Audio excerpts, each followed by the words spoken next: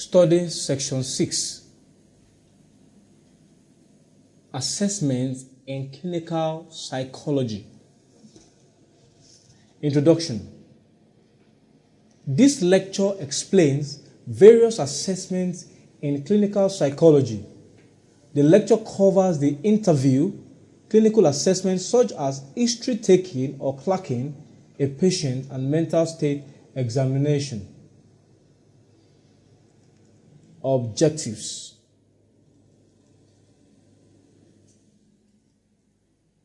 At the end of this lecture, students should be able to 1. Understand various assessment methods in clinical psychology, to know peculiar assessment tools available in clinical psychology. Content. There are various methods of assessment in clinical psychology, and these methods are purely handled by trained experts and carried out in a peculiar environment. Generally, assessments in clinical psychology involve unique relationships built upon rapport, respect, confidentiality, mutual trust, and professional ethics. Assessments basically involve the therapist and the clients. Various assessments in clinical psychology cover the interview, personality, intelligence, and behavioral assessment, etc. Interview in clinical practice. Interview in the clinician's basic technique for both assessment and psychotherapy. Interview in clinical practice.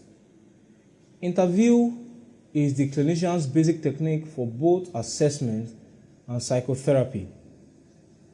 Interviews do typically occur early in the patient's contact with the clinic and have by no means exclusive purpose to clarify the clinician's understanding of the patient's problem in order to plan for therapeutic intervention. Assessment interview is at once the most basic and the most serviceable technique employed by the clinician. In the hand of a skilled mental health professional, its wide range of application and adaptability makes it a major instrument for clinical decision making, understanding, and predictions. Hearing about the patient's problem and efforts to solve them are two interlocking phases of continuous process. Both require sincere collaboration of the patient and the clinicians. In the traditional clinics, the patient gains entries into psychological treatment through a series of assessment procedures, which may include an intake interview, diagnostic interview, social history interview, and psychological interview. The findings are then combined in decisions about further therapeutic programs. Take two. The purposes of the initial interview include A. To establish the interpersonal relationship, that is, rapport. B. To gain information about the patient and his problem, that is, assessment. C. To give information about the working of the clinic, possible future programs, condition of therapy, and fees. D. Bolstering the patient to resolve, if necessary, through further therapy. ITQ. Assessment would most aptly fit into which stage of the therapeutic relationship? A. Beginning. B. Middle. C. End. If you pick A, you're right. Assessment is most often expected but not limited to the beginning of every therapeutic relationship. If you pick B and C, you are wrong, because although assessment is sometimes done at middle and end of session to determine improvement, but it must have been carried out at the beginning, or else no baseline to measure it against. Kinds of interview. 1. The diagnostic interview. This is developed mainly in hospital practice in Kraepelinian traditions. Such interviews are still more commonly used with psychiatric patients. The interview focuses mainly on the patient's symptoms in order to describe precisely as possibly the type, extent, duration, past history, and future cause of the patient's psychiatric illness. The complete psychiatric examination often includes a mental status examination, such as intellect and thought process, recent and long-term memory, disorder of perceptions, e.g., hallucinations, illusions, belief, that is, delusion, attention and orientation, emotional expression, insight, and behavior and appearance. 2. The intake interview. This is designed to introduce the patient to the clinic or hospital while judging whether its facilities are appropriate to his needs. The interview focuses on the patient's desire, motivation for treatment, expectation from the clinics, and alternative course of action. The patient is given information about the hospital procedures, fees, schedules, and other matters which might clarify his thinking about further contact. 3. Social history or case history. This is expected to be taken by a social worker, but where there is no social worker, the clinician takes it. Age, family, number of children, jobs, and so on are all taken here as a social and case histories. Steps in interview. 1. The beginning and opening of an interview. 2. Setting interview goals. 3. Information gathering and problem definition. 4. Determination of the outcome of the interview. 5. Closing the interview. ITQ. If a clinician is seeing a patient with panic attacks, with agoraphobia, which of the types of the interview will be most appropriate to understand duration, precipitation causes, etc. of illness? A. Intake interview. B. Diagnostic interview. C. Social case history. If you pick A, intake interview, you are wrong, because intake is needed when you are taking a patient into a facility for treatment which will not address the need of the client and the therapist. If you pick B, diagnostic interview, you are right, because this is the best form of interview to understand client's concept of illness, beliefs, and duration, precipitation factor, etc. If you picked C, you are wrong, because social case history addresses the social history of the patient, which most times is a fraction of the client's life, and not most times enough to understand the concept of the disorder. Clinical assessment.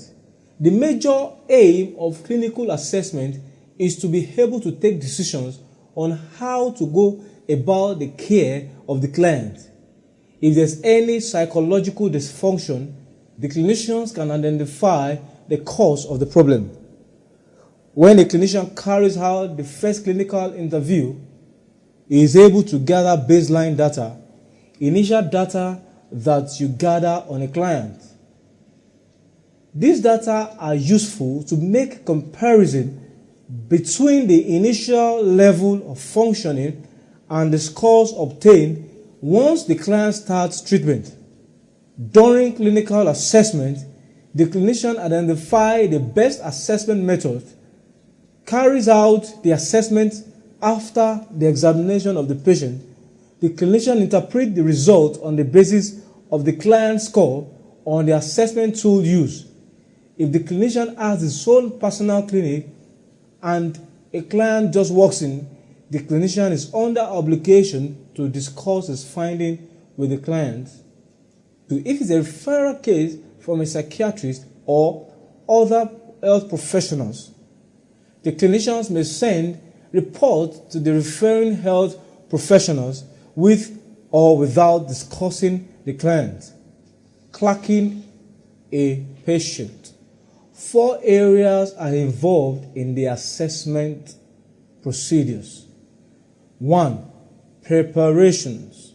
You obtain information from the patient, referral source, official records, or from previous psychological records in order to have baseline information for the purpose of comparison with present assessment. 2. Input. Here, the clinical psychologist talk of the kind of test, how many of them, and what other things to do to the patient. 3. Process. This is the stage whereby information gotten from the patient is processed, test administered, as scored, interpreted. A diagnosis is made and suggestions are drawn.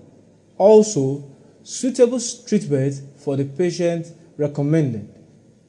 4. Output. Finally, a psychological report on the patient is written.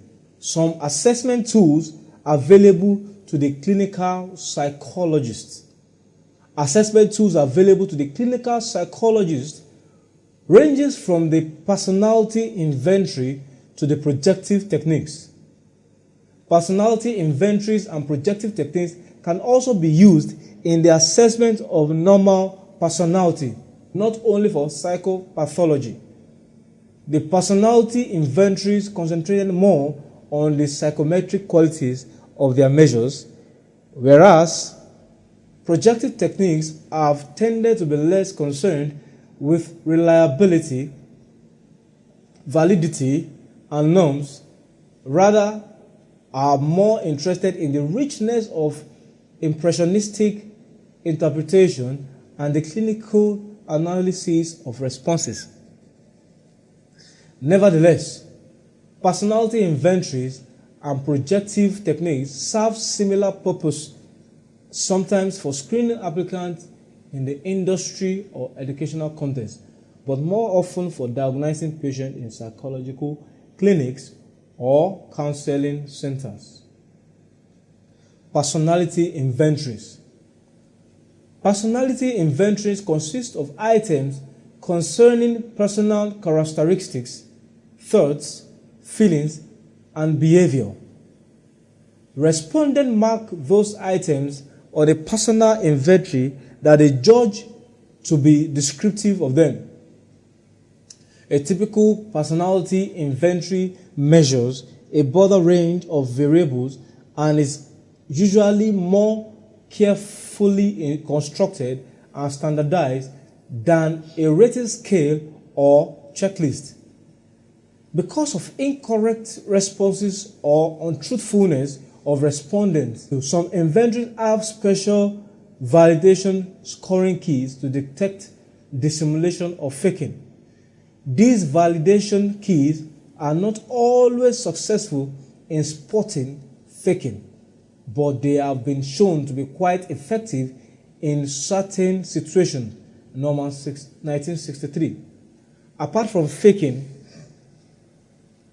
that is faking good or bad, in acquiescence, that is the tendency to agree rather than disagree when in doubt.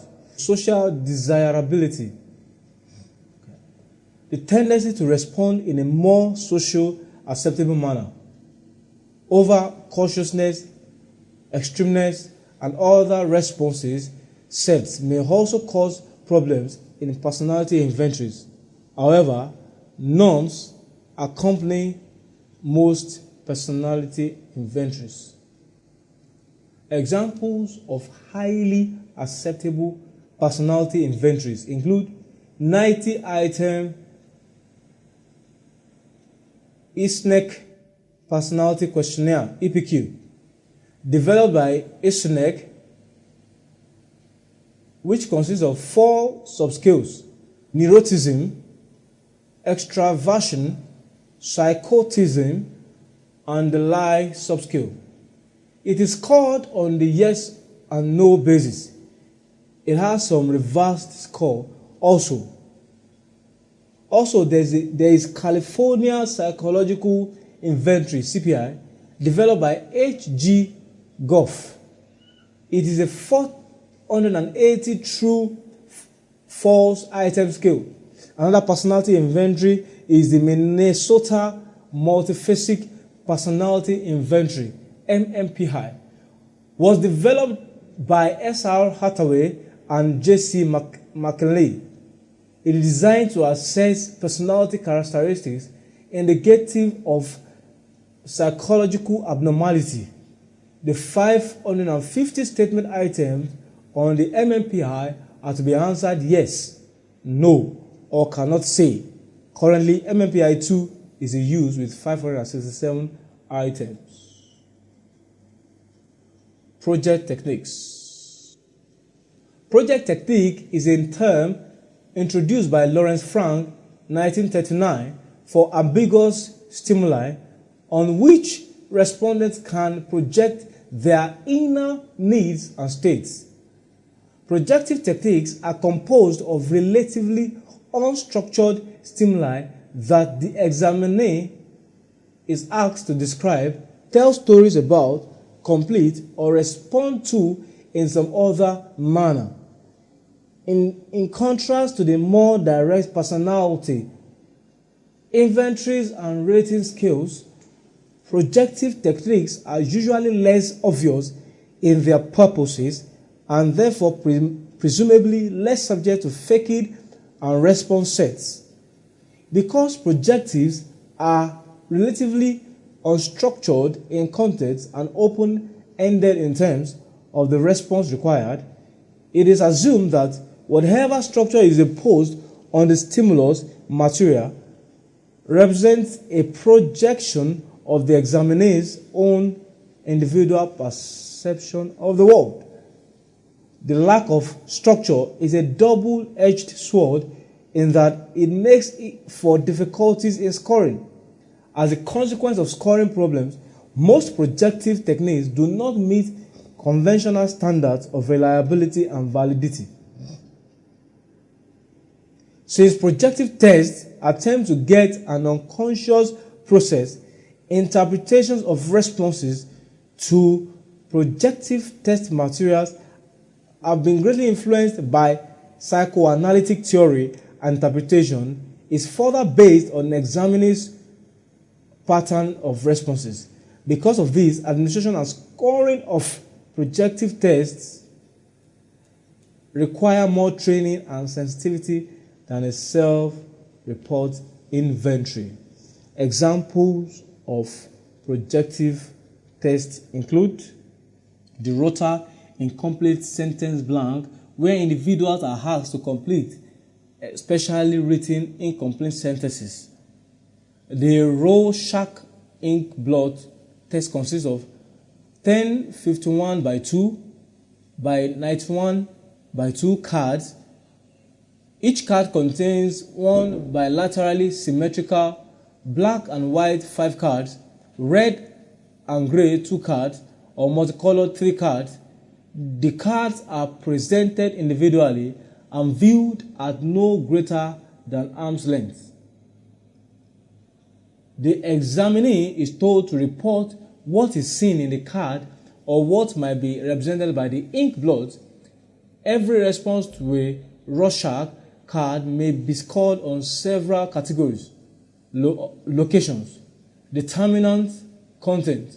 Also, the thematic apperception test, TAT, developed by H. A. Murray.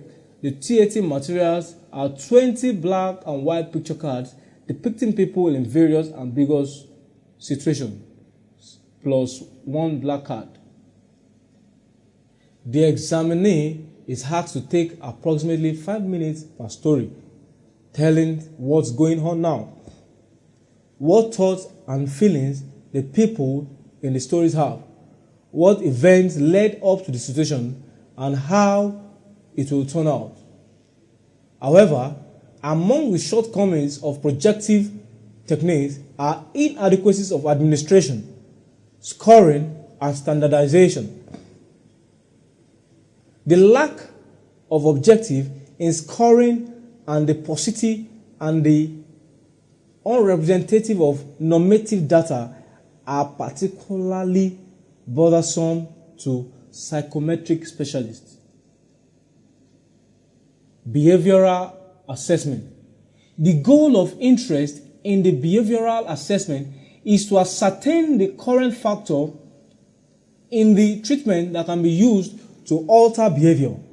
Behavior assessment has a direct relationship with treatment.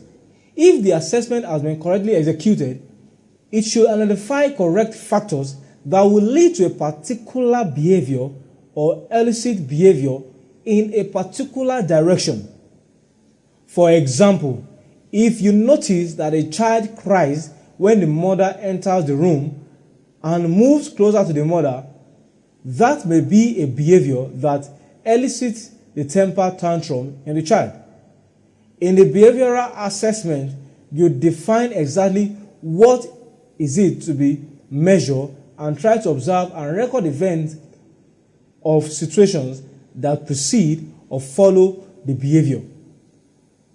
The instruments that can be used in behavioral assessment include wristwatch, checklist, chart, a pen, audiovisual tape, tape recorder, one-way mirror, etc.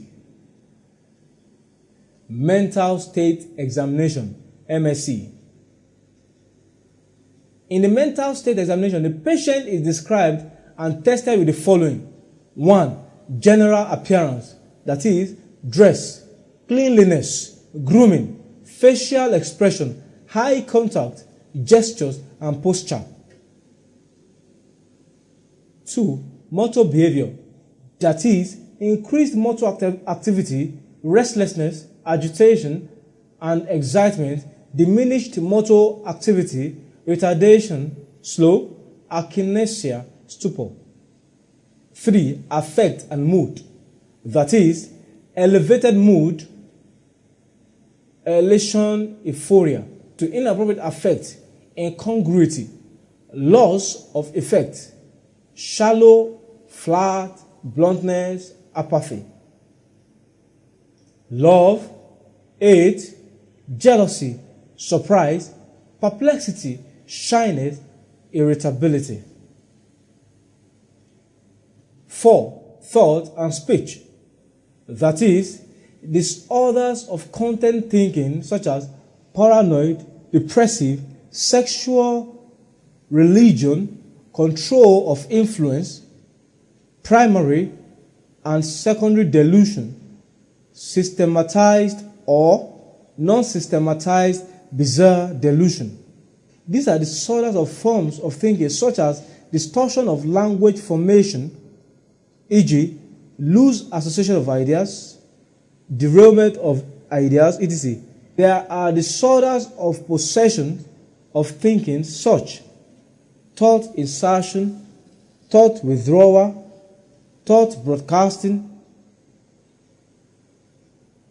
These are disorder streams of thinking such as rapid thinking, slow thinking, thought blocking.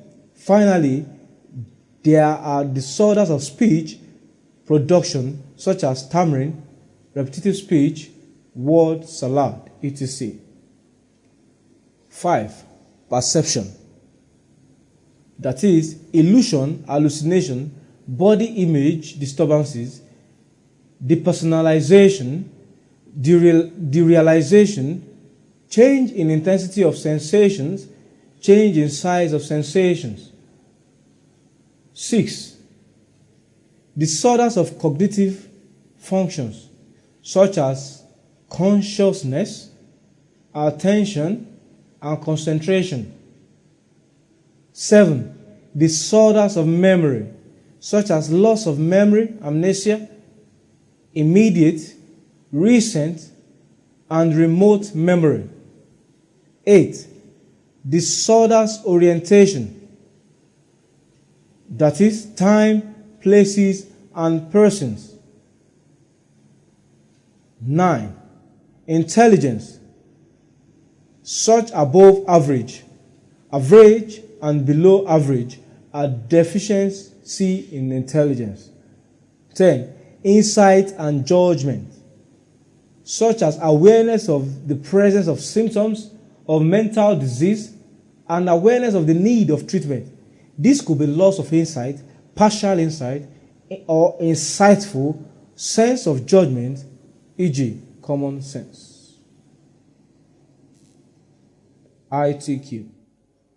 A clinical interested in the cognitive status of a 75-year-old man suspected of dementia and brought to the clinical psychologist for evaluation will most probably use which of these assessment tools? A.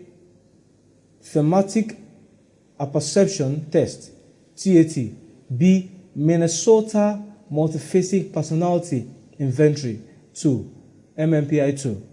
C. Mental state examination, MSC. ITA. If you pick A, thematic apperception test, TAT, you're wrong because TAT is a test for subconscious processes. If you pick B, MMPI-2, you're also wrong because this is a test for personality, which is not purpose of evaluation. If you pick C, MSC, you're right because this is the most appropriate way to assess mental process, which is the effective deficit in dementia. Summary. The lecture has been able to expose students to knowledge about various assessments in clinical psychology. These assessments in clinical psychology include interviews, behavioral assessment, and mental status examination. The assessment tools available to the clinical psychologist as discussed in the lecture include personality inventory such as MMPI, EPQ, and project techniques such as TAT, Rorschach blot tests. End of session 6. Thank you for listening.